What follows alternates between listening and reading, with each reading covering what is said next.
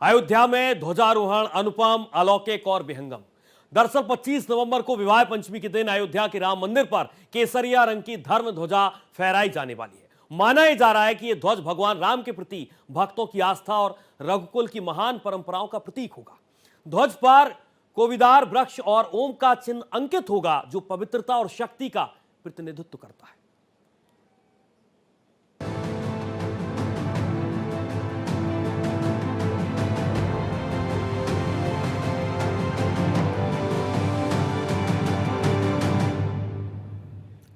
एक 190 फीट की पताका सूर्य चिन्ह वाली धर्म ध्वजा 25 नवंबर को पूरे देश में विवाह पंचमी का पर्व मनाया जाएगा और उसी दिन राम मंदिर पर ध्वजारोहण भी किया जाएगा। देश और दुनिया की निगाहें एक बार फिर से राम नगरी अयोध्या पर टिकी हुई है, क्योंकि 25 नवंबर को राम मंदिर के शिखर पर केसरिया धर्म ध्वजा फहराई जाएगी। हिंदू धर्म में हमेशा से ही मंदिर पर ध्वजा फहराने की परंपरा बहुत ही प्राचीन और महत्वपूर्ण रही है। गरुड़ पुराण में भी यह कहा गया है कि मंदिरों पर फहराया गया ध्वज देवता की उपस्थिति यानी कि मौजूदगी दर्शाता है, और जिस दिशा में वो लहराता है वो पूरा क्षेत्र पवित्र माना जाता है। शास्त्रों में मंदिर के शिखर का ध्वज भी देवता की महिमा, शक्ति और संरक्षण का प्रतीक बताया गया है।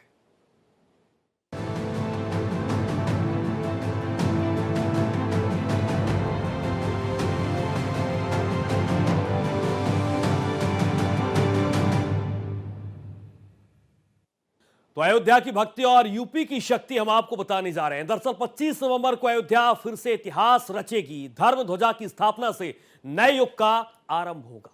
प्रधानमंत्री मोदी के नेतृत्व में अयोध्या का कायाकल्प। 25 नवंबर को अयोध्या में प्रधानमंत्री मोदी रहेंगे और जिसका देश और दुनिया इंतजार कर रही है। एक अलग दृश्य, एक विहंगम दृश्य आपको नजर आएगा। 25 नवंबर को अयोध्या एक बार फिर से इतिहास रचेगी और इसीलिए तमाम तरीके की तैयारियां की गई हैं। धर्म ध्वजा के लिए लोग इंतजार कर रहे हैं। भव्य राम मंदिर तो दूसरी तरफ दिव्य शिखर ध्वज। और इसके अलावा हम आपको ये बताने जा रहे हैं कि ध्वजारोहण के मेहमान कौन कौन से हैं, और इसके साथ साथ अलग अलग तरीके से आपको बताने की कोशिश करते हैं। शिखर ध्वज रंग केसरिया है, लंबाई इसकी 22 फीट रखी गई है और चौड़ाई है 11 फीट। इसके अलावा ऊंचाई 191 फीट है। वजन इसका 2.5 किलोग्राम रखा गया और इससे आप अंदाजा लगा सकते हैं। इसके अलावा हम आपको यह भी बता दें कि ध्वजारोहण के मेहमान कौन कौन से लोग हैं, इसे आप समझिए। न्योता 3000 लोगों को भेजा गया है इसके लिए, और अलग अलग तरीके से हम आपको समझाने की यहां पर कोशिश कर रहे हैं। सूर्यवंश का प्रतीक भी एक तरफ है तो ओम भी आपको नजर आएगा इस धर्म ध्वजा में, जिसका बेसब्री से लोग इंतजार भी कर रहे हैं। इसके साथ साथ समन्वय का प्रतीक कोविदार वृक्ष भी आप देखेंगे। इक्ष्वाकु वंश का राज चिन्ह भी आपको नजर आने वाला है। इन सब के बीच राम मंदिर का शिखर ध्वज किस तरीके से बेहद खास रहने वाला है, इसे मैं आपको समझाने की कोशिश करता हूं। सूर्यवंश का प्रतीक है सूर्य, और इसीलिए बाकायदा यहां पर अंकित होगा। ओम समन्वय का प्रतीक है और इसीलिए धर्म ध्वजा में ओम के चिन्ह को आप देख पाएंगे। राम मंदिर का शिखर ध्वज कौन कौन सी खासियत इसमें रहने वाली है? कोविदार वृक्ष, इक्ष्वाकु वंश का राज चिन्ह इसे कहा जाता है और इसीलिए इस धर्म ध्वजा में इसे अंकित किया गया है। और बेहद खास बातें हैं, बेहद महत्वपूर्ण जानकारियां हैं। आखिर क्यों इन तमाम प्रतीक चिन्हों को रखा गया है, इसके मतलब और मायने हम आपको समझाने की कोशिश कर रहे हैं। एक तरफ मंदिर का शिखर केसरिया ध्वजा इसकी रहने वाली है। इसके अलावा ध्वजा चमकदार और केसरिया रंग की त्रिकोणीय आकार में ध्वजा पर भगवान सूर्य भी विराजमान है। बीच में ओम का प्रतीक चिन्ह भी बनाया गया है, अंकित किया गया है। ध्वजा पर कोविदार वृक्ष भी अंकित है। इक्ष्वाकु वंश का राज चिन्ह इसे कहा जाता है, कोविदार वृक्ष को, और इसीलिए ये अलग अलग तरीके से चिन्ह इस धर्म ध्वजा में अंकित किए गए हैं। मंदिर का शिखर केसरिया ध्वजा रखी गई है और इसमें अलग अलग तरीके के चिन्ह अंकित किए गए हैं। 25 नवंबर की तारीख विवाह पंचमी के दिन अभिजीत मुहूर्त में ध्वजारोहण किया जाएगा। वैदिक अनुष्ठान ध्वजारोहण से पहले 5 दिन तक लगातार आप देखते भी रहे हैं। इन सब के बीच मुहूर्त की अगर बात करें तो सुबह 11:58 से दोपहर 12:30 यानी कि 12:30 बजे तक ये मुहूर्त रखा गया है। शंख ध्वनि ध्वज दंड पर ध्वज के चढ़ने पर भी इस मुहूर्त को रेखांकित किया गया और इसी मुहूर्त में ध्वजारोहण किया जाएगा देश के प्रधानमंत्री नरेंद्र मोदी के द्वारा। वैदिक अनुष्ठान लगातार ध्वजारोहण से पहले 5 दिन तक है। मुहूर्त भी सुबह 11:58 से दोपहर 12:30 के बीच है। शंख ध्वनि, ध्वज दंड पर, ध्वज के चढ़ने पर भी ये अलग अलग तरीके से हम आपको समझाने की कोशिश कर रहे हैं कि किस तरीके से अभिजीत मुहूर्त में ध्वजारोहण होगा प्रधानमंत्री नरेंद्र मोदी के हाथों। न्योता 3000 अतिथियों को दिया गया है, 3000 मेहमानों को आमंत्रित किया गया है इस खास अवसर पर। प्रधानमंत्री मोदी, सीएम योगी आदित्यनाथ, संघ प्रमुख मोहन भागवत जैसे तमाम दिग्गजों को आप एक मंच पर देख पाएंगे। उत्तर प्रदेश की राज्यपाल भी इस खास मौके पर मौजूद रहने वाली है। इसके अलावा तमाम दूसरे मेहमानों को भी आमंत्रित किया गया है। अब आपको सुरक्षा के मद्देनजर हम जानकारी दे रहे हैं। एसपीजी से लेकर एनएसजी और सीआरपीएफ और पुलिस की तैनाती है। सुरक्षा व्यवस्था के मद्देनजर चाक चौबंद इंतजाम किए गए हैं। हवाई अड्डे पर सीआईएसएफ जवानों की तैनाती की गई है और इसीलिए पल पल निगरानी रखेंगे जवान। 3 किलोमीटर के दायरे में सघन जांच अभियान भी चलाया जाएगा और इसके लिए बाकायदा निर्देश दिए गए हैं। अयोध्या में 15,000 सीसीटीवी लगाए गए हैं और इन सीसीटीवी के माध्यम से ही चप्पे चप्पे पर निगरानी रखी जाएगी। एसपीजी से लेकर एनएसजी और सीआरपीएफ और पुलिस की तैनाती की गई है ताकि किसी भी तरीके से सुरक्षा व्यवस्था चाक चौबंद रहे। हवाई अड्डे पर भी बड़ी संख्या में जवानों की तैनाती की गई है और 3 किलोमीटर का वो दायरा जहां पर सघन जांच अभियान भी चलाया जाएगा। अयोध्या में 15,000 सीसीटीवी भी लगाए गए हैं। अयोध्या राम जन्मभूमि परिसर में सुरक्षा के कड़े इंतजाम किए गए हैं। रामलला की सुरक्षा में एटीएस के कमांडो, पीएसी और एसएसएफ के जवान भी तैनात किए गए। सिविल पुलिस के जवानों के साथ साथ खुफिया तंत्र भी सक्रिय है। 15,000 जवान पूरी मुस्तैदी के साथ अयोध्या की सुरक्षा में तैनात है और जानने समझने की कोशिश करेंगे कि अयोध्या किस तरीके से दुल्हन की तरह सजकर तैयार है। अयोध्या में जिस तरीके के इंतजाम किए गए हैं, धर्म ध्वजा फहराई जाएगी, ध्वजारोहण किया जाएगा। मेरे संवाददाता मनमीत गुप्ता मेरे साथ लाइव जुड़ चुके हैं अयोध्या से, जिनसे हम जानेंगे और समझेंगे। मनमीत, अयोध्या तो सजकर तैयार है, 3000 मेहमानों को आमंत्रित किया गया है, तमाम बड़े दिग्गज, तमाम हस्तियां मौजूद रहने वाली हैं। क्या नजारा देख पा रहे हैं आप? सूर्य, देखिए, अयोध्या पूरी तरीके से अब सज के तैयार हो गई है और ये जो सजावट है वो अलग अलग रंगों की सजावट यहाँ पे आपको देखने को मिल रही है। कहीं फूलों से सजावट मिल रही है तो कहीं लाइटिंग से ये पूरी सजावट अयोध्या में मिल रही है। अयोध्या में जो भी श्रद्धालु इस समय आ रहा है वो इस नज़ारे को देखकर अपने आप को बड़ा धन्य महसूस कर रहा है, क्योंकि जिस तरीके से 25 नवंबर को प्रधानमंत्री नरेंद्र मोदी के हाथों भगवान श्री राम के मंदिर के शिखर पर ध्वजारोहण होगा और ये एक संदेश होगा कि रामलला का मंदिर अब पूरी तरीके से बनकर तैयार हो चुका है, तो एक बार फिर ऊर्जा के साथ श्रद्धालु रामलला के मंदिर में दर्शन करने के लिए आएंगे। और मैं आपको दिखाता हूँ तस्वीर, आप देखिए कि किस तरीके से मुख्य गेट जो है उसको सजाया गया है और ये जो गेट है जगत गुरु रामानंदाचार्य द्वार जो है यही मुख्य द्वार है जहां से रामलला के भक्त अपने आराध्य भगवान श्री राम के दर्शन करने के लिए जाते हैं। पूरे परिसर को बहुत ही सुंदर लाइटों से सजाया गया है, फूलों से इसको सजाया जा रहा है।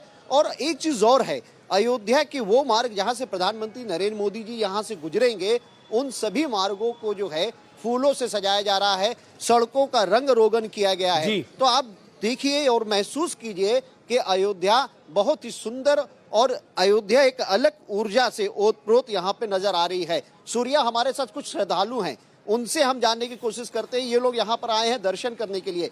आप बताइए कैसी लग रही है अयोध्या और कितनी सुंदर लग रही है अयोध्या समय? बहुत ज़्यादा अच्छी लग रही है, यहाँ की ऊर्जा बहुत अलग लग रही है। और यहाँ पे मतलब जितने हम लोग जीवन के भाग दौड़ में जितना विचलित होते हैं, यहाँ के हमारा जो मन है वो बहुत शांत लग रहा है कि हाँ यहाँ पे राम जी हैं और हमारा हिंदुत्व जो है वो बहुत ज़्यादा जग रहा है, तो वो यहाँ पे वाइब्स आ रही है। निश्चित रूप से देखिए कि लग रहा है कि भगवान राम यहाँ पर हैं। और आपको देखिए क्योंकि 25 तारीख को यहाँ पर रामलला के मंदिर के पूर्ण होने पर जो ध्वज है, जो एक प्रतीक है कि मंदिर पूरी तरीके से बन चुका है, वो प्रधानमंत्री के हाथों जो है लहराया जाएगा, फहराया जाएगा। कैसा वो पल होगा उसके आप साक्षी बनना चाहेंगे? अगर हमें मौका मिले तो जरूर हम उसका साक्षी बनना चाहेंगे, क्योंकि उससे वो देखने के लिए कई लोग अपना जान भी गंवाया है। तो मैं चाहता हूँ कि वो जितना मतलब भव्य होगा बहुत अच्छा लगेगा, जैसे कि हमारा भगवा का झंडा फिर लहराया जाएगा। तो देखिए जो भव्यता है उसकी कल्पना तो श्रद्धालु यहाँ पर आकर कर ही रहे हैं। और वास्तव में अगर अयोध्या की स्थिति को देखें तो टेढ़ी बाजार से लेकर जो कि निषाद राज चौराहा हो गया है, वहाँ से अगर हम सरयू तट तक देखें तो पूरी अयोध्या बहुत सुंदर तरीके से सजाई गई है। ये प्रयास किया गया है कि त्रेता युगीन जैसी वो पौराणिक आध्यात्मिक नगरी अयोध्या दिखे, उसी तरीके से इसको पूरी सजाई गई है। बिल्कुल मनमीत, मैं आपसे ये भी जानने और समझने की कोशिश करूंगा कि आपने वो अलग अलग तरीके का नजारा भी देखा अयोध्या में कि किस तरीके से एक संघर्ष की गाथा रही है, लेकिन इन सब के बीच दूसरी तारीख है जब अयोध्या अपने आप में बहुत कुछ कह रही है। अयोध्या ये भी कह रही है कि जिसका वो इंतजार कर रही थी वो इंतजार अब खत्म हो रहा है। एक तरफ आपने देखा लोकार्पण और शिलान्यास, वही तस्वीर मैं देख पा रहा हूं और उसी तरीके की तस्वीर 25 नवंबर को नजर आने वाली है। मनमीत, सूर्य देखिए, आज एक समय था कि अयोध्या राजनीति का अखाड़ा हुआ करती थी। अयोध्या बहुत पिछड़ी थी, यहाँ पर ना आर्थिक रूप से कोई संपन्न था, ना ही यहाँ पे कोई डेवलपमेंट था। उसके बाद जब सुप्रीम कोर्ट का निर्णय 2019 में आया, फिर उसके बाद जब राम जन्मभूमि तीर्थ क्षेत्र ट्रस्ट का गठन हुआ, गठन होने के बाद जब प्रधानमंत्री नरेंद्र मोदी के हाथों भगवान श्री राम के मंदिर की आधारशिला रखी गई, आधारशिला रखने के बाद फिर 22 जनवरी को वो पल आया जब रामलला के मंदिर का निर्माण हुआ और भगवान राम की प्राण प्रतिष्ठा हुई, मूर्ति की प्राण प्रतिष्ठा हुई, मंदिर के स्थापित हुआ, मंदिर की प्राण प्रतिष्ठा हुई। और अब क्योंकि मंदिर बनकर पूरा तरीके से तैयार हो गया, तो अब ध्वजारोहण का समय भी आ गया है। ध्वज एक प्रतीक है राम राज्य का, और अगर आप देखें तो अयोध्या में आज की डेट में लगभग 32,000 करोड़ से ज्यादा की परियोजनाएं यहाँ पे चल रही है। पूरी अयोध्या बहुत अच्छी तरीके से विकसित हो चुकी है। एक चीज और मैं आपको बताऊंगा, लगभग 3,000 करोड़ से ज्यादा तो यहाँ होटलों में इन्वेस्ट किया गया है। आप सोचिए कि कितना ज्यादा ये इन्वेस्टमेंट है, ये छोटी बात नहीं है। ये जरूर प्रतीक के रूप में है कि यहाँ पर डेवलपमेंट बहुत हो रहा है। अंतर्राष्ट्रीय स्तर पर, इंटरनेशनल लेवल पर अयोध्या को तीर्थ नगरी के रूप में जो है प्रधानमंत्री नरेंद्र मोदी और मुख्यमंत्री योगी आदित्यनाथ की जो परिकल्पना है वो साकार होती दिख रही है। एक समय वो भी था जब यहाँ पर भगवान राम टेंट में थे, तो 10,000 के करीब श्रद्धालु आके यहाँ पर दर्शन करते थे। धर्म ध्वजा पर आते हैं और मेरा सवाल अब ये है आपसे कि जिस तरीके से धर्म ध्वजा को हम देख पा रहे हैं, केसरिया रंग और पौराणिक मान्यताओं को ध्यान में रखते हुए अलग अलग तरीके से, तो जिस तरीके से पौराणिक मान्यताओं को ध्यान में रखते हुए जो चिन्ह अंकित किए गए हैं वो भी बहुत कुछ कह रहे हैं। सूर्या, निश्चित रूप से देखिए जो चिन्ह अंकित किए गए, एक तो केसरिया रंग हमारा सनातन का प्रतीक है, दूसरा भगवान राम जब त्रेता युग में थे उस समय जो उनके ध्वज था, क्योंकि ध्वज राज्य का प्रतीक होता है, तो वो जो ध्वज था उसमें कोविदार वृक्ष अंकित था। वही कोविदार वृक्ष इस बार भी जो धर्म ध्वज जो फहराया जाएगा उसमें भी अंकित है। इसके अलावा जो ओम का चिन्ह है, हमारे सनातन का चिन्ह है, वो ओम का चिन्ह भी ध्वज में होगा। और इसके अलावा जो अगर आप देखिए जो तीसरा चिन्ह है वो, क्योंकि भगवान राम सूर्यवंशी थे, तो सूर्य भगवान का भी चिन्ह होगा। तो इस तरीके से जो ध्वज है 22 × 11 फीट बहुत बड़ा ये ध्वज है। मैं जानने और समझने की कोशिश तो करूंगा आपसे, आप पीछे का दृश्य दिखाइए और समझाने की कोशिश करिएगा हमारे दर्शकों को कि किस तरीके का नजारा इस वक्त देख पा रहे हैं, वहां पर लोगों की क्या मौजूदगी है। दृश्य दिखाने की कोशिश करिए मनमीत। आज निश्चित रूप से हम अपने कैमरा सहयोगी से कहेंगे, एक बार देखिए, आप दिखाइए एक बार फिर से कि किस तरीके की अयोध्या इसमें सजी हुई है। हम मुख्य गेट से हैं जहां से रामलला के मंदिर में दर्शन करने के लिए जाते हैं। पूरे गेट को ये सजाया गया है। ये जगत गुरु रामानंदाचार्य द्वार है, यहीं से इसको ही राम जन्मभूमि पथ कहते हैं और यहीं से रामलला के दरबार में जाते हैं। ये पूरे परिसर को बहुत ही अच्छी लाइटिंग से सजाई गई है। जो फूल हैं, अलग अलग फूल हैं, अलग अलग रंगों के फूल हैं, विदेशों से भी फूलों को मंगाया गया है। पूरे उसको उस फूलों के माध्यम से भी रामलला के मंदिर और जो 8 अन्य मंदिर जहां पे इसमें पूजन चल रहा है वहां भी सजाया गया है। एकदम नज़ारा अलग सा दिख रहा है। ये जो नज़ारा है इसकी कल्पना ही सिर्फ की जा सकती है जो साकार रूप में लोग यहाँ पर देख रहे हैं। आज की डेट में लगभग 1 लाख के करीब श्रद्धालु इस समय अयोध्या में है जो भगवान राम का दर्शन करने के लिए आए हैं। एक समय ऐसा था कि जब दोपहर के वक्त इतनी जबरदस्त भीड़ थी कि मुझे लगता है कि लोगों को लाइन लगाकर दर्शन करना पड़ा होगा, और अभी भी यही स्थिति है यहाँ पर कि लोग लाइन लगाकर दर्शन कर रहे हैं। और जब वो दर्शन कर रहे हैं तो अपने आप को बहुत आनंदित और इसके साथ साथ ऊर्जावान महसूस कर रहे हैं। सूर्या, देखिए ये भगवान राम की नगरी है, सप्तपुरियों में मस्तक प्रथम स्थान कहा जाता है इस नगरी को, तो इसका एक अलग ही महत्व है, आध्यात्मिक पौराणिक धार्मिक महत्व है।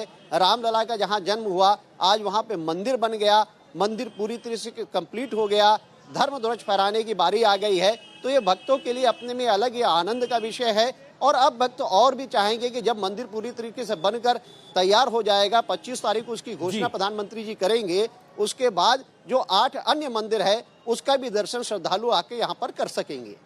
बिल्कुल। मनमीत, मैं आपसे एक और सवाल लूंगा कि क्योंकि जिस तरीके से यहां पर देखा गया कि अयोध्या को आपने उसका इतिहास लौटा दिया, आपने अयोध्या को बहुत कुछ दिया, भगवान श्री राम का मंदिर का निर्माण, शिलान्यास और अब धर्म ध्वजा फहराने वाली है, लेकिन सबसे महत्वपूर्ण जो है वो है कि जिस तरीके से पौराणिक मान्यताओं को ध्यान में रखते हुए धर्म ध्वजा में जो चिन्ह अंकित किए गए हैं इसका विशेष ध्यान रखा गया है और बाकायदा अभिजीत मुहूर्त। लेकिन सबसे ज्यादा जो बेहद महत्वपूर्ण है और सबसे ज्यादा इस पर चर्चा भी हो रही है कि कौन से चिन्ह अंकित होना चाहिए धर्म ध्वजा पर, इसको विशेषकर धार्मिक पौराणिक मान्यताओं के आधार पर ही चिन्हित किया गया है। देखिए, श्री राम जन्मभूमि तीर्थ क्षेत्र ट्रस्ट और मंदिर निर्माण समिति ने लगभग 4 महीने तक इस पर अध्ययन किया और अध्ययन में वाल्मीकि रामायण में जो वर्णित है कि भगवान राम त्रेता युग में जब उनका ध्वज था वो किस तरीके का ध्वज था, तो ये वर्णित है कि जब भगवान राम का ध्वज लगा था तो उस समय उसमें कोविदार का वृक्ष था। कोविदार का वृक्ष अपने में बहुत ही अच्छा और धार्मिक महत्व वाला वृक्ष माना जाता है, तो वो वृक्ष जो है राम राज्य के प्रतीक के रूप में माना जाता है। तो जब धर्म ध्वज को बनाया गया, अहमदाबाद में इसको बनाया गया, तो उसमें कोविदार के वृक्ष को अंकित किया गया है। इसके अलावा क्योंकि केसरिया रंग का पूरा है, जो हमारी सनातन की जो परंपरा है, जो हमारी ऊर्जा का स्रोत है, केसरिया रंग का पूरा ध्वज है और उसमें एक और जो ओम का चिन्ह है, जो हमारे प्रतीक है, हमारे सनातन का हिंदू धर्म का प्रतीक है, ओम शब्द का जिसका उच्चारण किया जाता है, बहुत ही ऊर्जा वाला ये मंत्र के रूप में ये शब्द है, वो भी अंकित है। और भगवान राम सूर्यवंशी थे, तो सूर्य भगवान का जो चिन्ह है वो भी उसमें बिल्कुल सूर्य भगवान का चिन्ह भी अंकित किया गया है धर्म ध्वजा में। बहुत शुक्रिया आप